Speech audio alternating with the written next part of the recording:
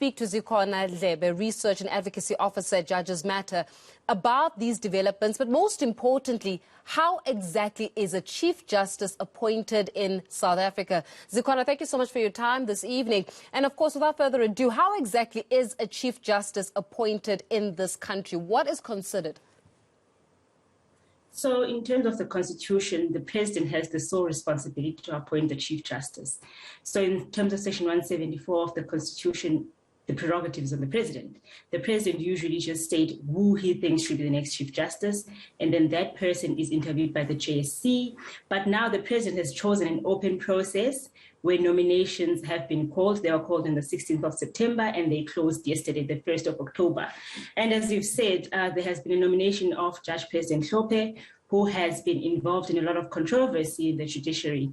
And the President did call people to nominate people, well, possible candidates to become the next Chief Justice. And Judge President Ndlebe has been nominated, and he has accepted that nomination. And as you've said, as Judges Matter, perhaps the next Chief Justice will come from Judges Presidents. We thought that it would be Judge President Dunstan Lambo, Judge President Ndlebe, Judge President Musi Cagney, and we've only heard of Judge President Ndlebe being nominated, and he has accepted that nomination. And I think what has to happen now is for the panel, the selection panel, to decide what criteria they will use to shortlist candidates for the position of the Chief Justice. Yeah, I mean, appointing this panel as well is the President, Cyril Ramaphosa, who's appointed the panel. And part of the panelists include the Minister of Justice and Correctional Services, the former Public Protector Advocate Thuli Madonsela, Mapaseka Steve Litsike, Professor Law, Howard University, Professor Ziad Motala. So in terms of the panel themselves, are we clear as to exactly what criteria is utilized to select the panel? Or is that purely on the President's discretion? So the President decided who the panel will be, and the President has left it up to the panel to decide what criteria they will use to shortlist candidates. Yeah. Candidates that will be sent to the President to be forwarded to the JSC for interviewing. So that panel at this point has not set out a clear criteria of what it is that they will consider when shortlisting candidates. So that has not happened yet. And we are hoping that the panel will set out a clear criteria, what it will consider when shortlisting candidates to be interviewed for the position of Chief Justice.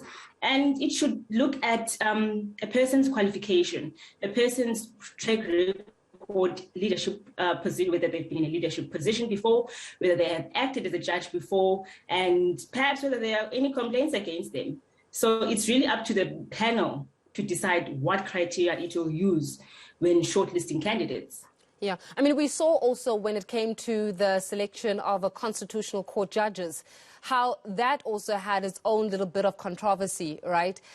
Whether or not it was a certain judge was implicated versus another judge who may be conflicted with versus the friendships that another judge has got. And all of this came to the fold. So it raises questions around the transparency within which the appointment even of a Chief Justice is concerned, and also even the appointment of judges. Now more than ever, the spotlight seems to be on the judiciary within South Africa. And I guess the big question is to ensure as much transparency as possible to avoid possible assumptions of a judiciary capture.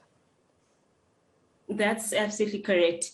We saw in April how the interviews were conducted by the JSC, and you have been saying that the JSC does not have a set criteria when it comes to appointing judges. It looks at at Section 174 of the Constitution, a person who's appropriately qualified, fit and proper, has necessary qualifications, and it looks at the gender transformation as well. So that is what the JSC looks at. And there are there are 25 members of the JSC, and they come from different positions. Some are attorneys, advocates, professors, etc. So, but the bottom line is that even though the commissioners ask different questions, there's still no set criteria that is in writing. And where you've mentioned the constitutional court interviews, and there's going to be a rerun of those interviews next week, the constitutional court interviews, because the recommendations were challenged by CASAC after the interviews took place in April this year. But it goes back to the fact that there needs to be transparency. There needs to be a set criteria, and people need to know what will be considered when a person is appointed as a Chief Justice, what will be considered when a person is appointed as a Constitutional Court judge or a High Court judge or an SCA judge. Zikhona, how dangerous is it, right? And what type of a precedent does it set that the panel that was appointed is appointed, you know, at the behest of the president, and so the president has got full discretion in terms of who gets appointed to be the panel, that there is no set criteria for appointing a Chief Justice, that, you know, the panel has been given the powers, so to say, to go through the selection criteria of the very same Chief Justice nominees, so as it were. If there's something not cast in stone, how easy is it to influence it? We can't say that it will be easy for anyone and for the president to influence the process, because we have no proof of that. For us to say that would be totally unfair. But what we can say is that it is a diverse range of people that sit on that panel. And if there have been nominations, and if there are people who feel that some of the people that have been nominated and are shortlisted will ultimately be shortlisted, should not have been nominated, they have the right to object.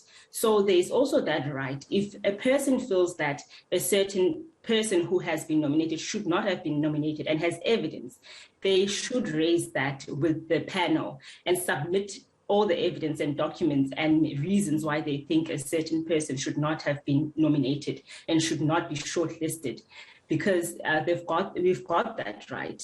So it's not, we wouldn't say that it is dangerous or that the president will influence the process. It's an open process now. It was more concerning before because it was solely up to the president. If the president said that this person should become the next Chief Justice and the person is sent to the JSC to be interviewed, and then the JSC makes a recommendation and members of political parties make recommendations as well. But and the president will finally make a decision whether a person is appointed as a Chief Justice.